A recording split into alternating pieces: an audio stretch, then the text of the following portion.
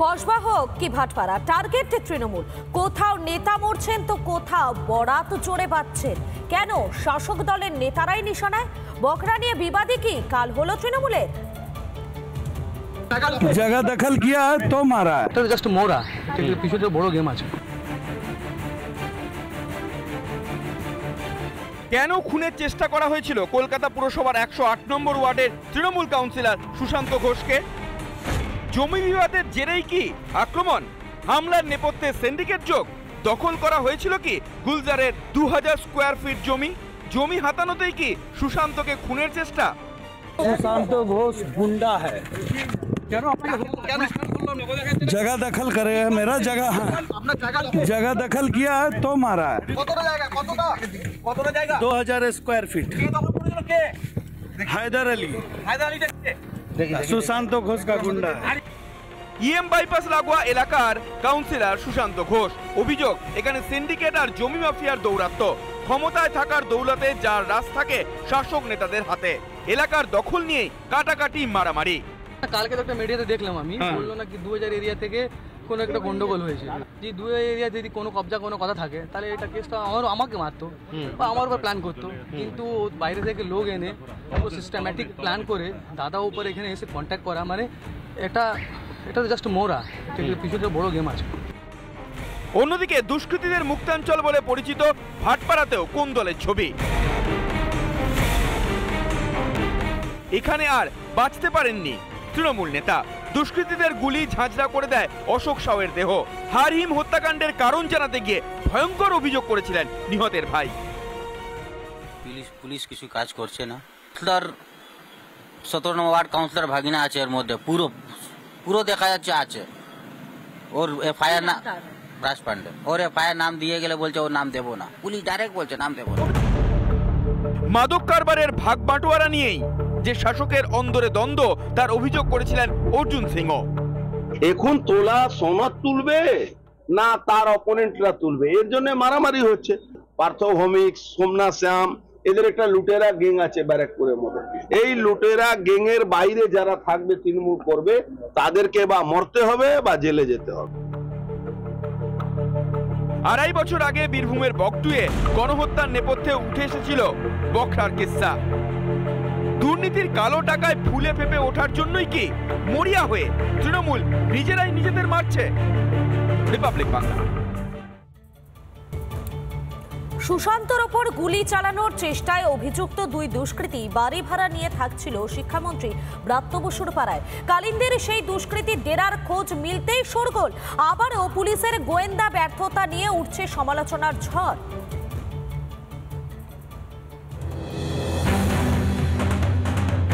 Trinamool কাউন্সিলরকে point blank range থেকে গুলি, অল্পের জন্য লক্ষ্যভ্রষ্ট হওয়ায় রক্ষা পান সুশান্ত ঘোষ।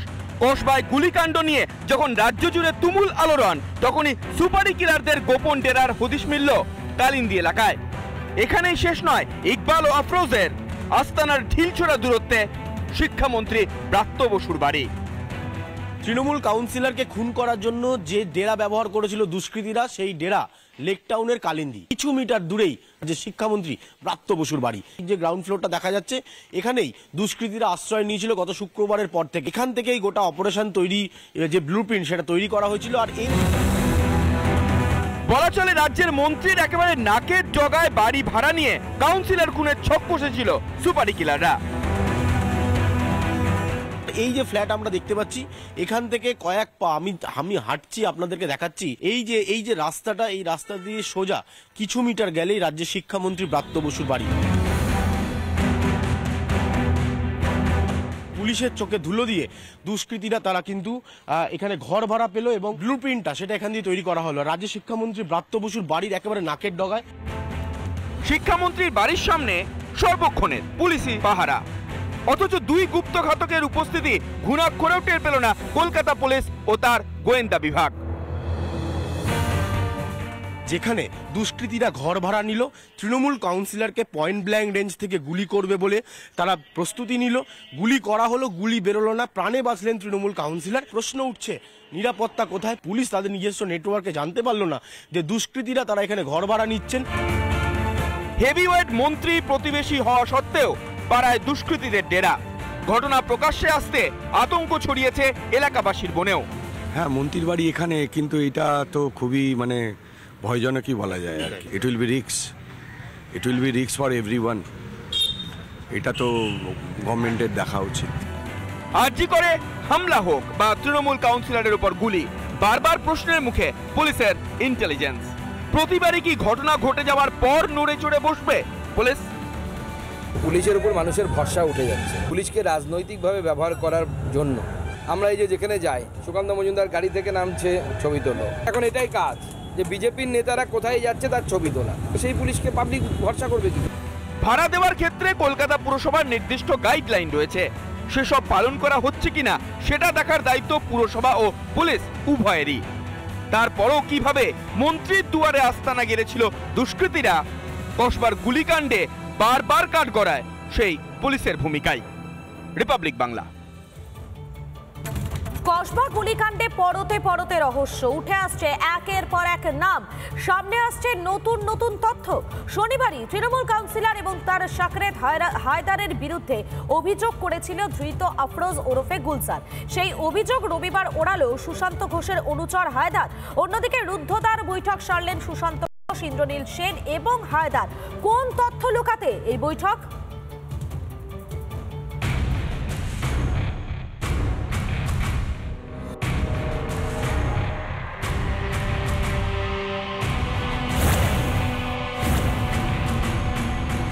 सुशांत घोष गुंडा है, जगह दखल किया है तो मारा है। 2000 स्क्वायर फीट हैदर अली सुशांत घोष का गुंडा। গুলজার মুখ খোলার পরেই নড়ে চড়ে বসেছে পুলিশ। हमारा साथी हमारा এক এক করে সামনে আসছে একাধিক তথ্য। দফায় দফায় 3 ধৃতকে জেরা করে গুলিকাণ্ডের আসল কারণ জানতে চাইছে পুলিশ। তবে গুলজারের মুখে যে হায়দার আলীর নাম শোনা গিয়েছিল, সেই হায়দার আলী গুলজারের সঙ্গে তার সম্পর্ক নেই বলেই জানিয়ে দিয়েছেন।